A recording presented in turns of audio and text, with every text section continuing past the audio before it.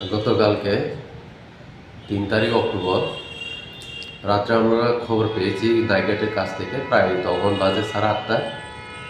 তখন নাইটগেট আসার পরে ডিউটিতে দেখেছে কয়েকটা রুমে খোলা। এরপরে পুলিশকে খবর দেওয়া হয়েছে, পুলিশ এসেছে, দেখেছে।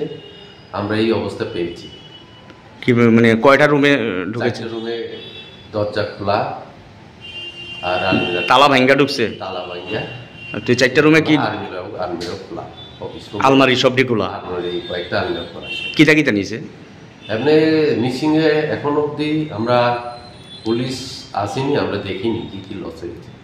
আমরা তো বুঝতে পারছি না। শুধু বিষমগঞ্জ না, কয়েকদিন আগে আমাদের ডিস্ট্রিক্টে জম্পুই জেলাতে আইস অফিসে জায়গাতে চুরি হয়েছে।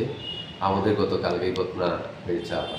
তো বিশ্রামগঞ্জ স্কুলে কি কোনো ক্যাশ মানে কোনো টাকা রাখা হয়? স্কুলে রাখি না, সব ব্যাংকে। তাহলে কাগজ পয়সা রাখি না।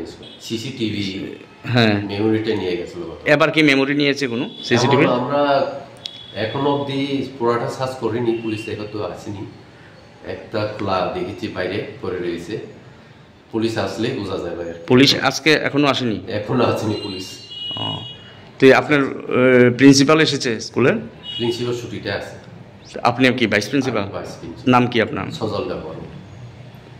স্যার বারবার চুরিকাণ্ড মানে কোনো মানে কি মনে হয় আপনার? এখন তো কি করে বলবো, আমরা বুঝতে পারছি না কেন বারবার স্কুলে টার্গেট করে। বিভিন্ন স্কুলে, ডিস্ট্রিক্টে, সারা রাজ্যে বিভিন্ন স্কুলে খবরটা শুনেছি। আমাদের নাইট গার্ড আছে না স্কুলে? নাইট গার্ড আছে। তো নাইট গার্ড থাকতে কিভাবে চুরি? আগেই এই সন্ধ্যাবেলাতে মনে হচ্ছে 7টা থেকে 8টার মধ্যে ঘটনাটা হয়েছে।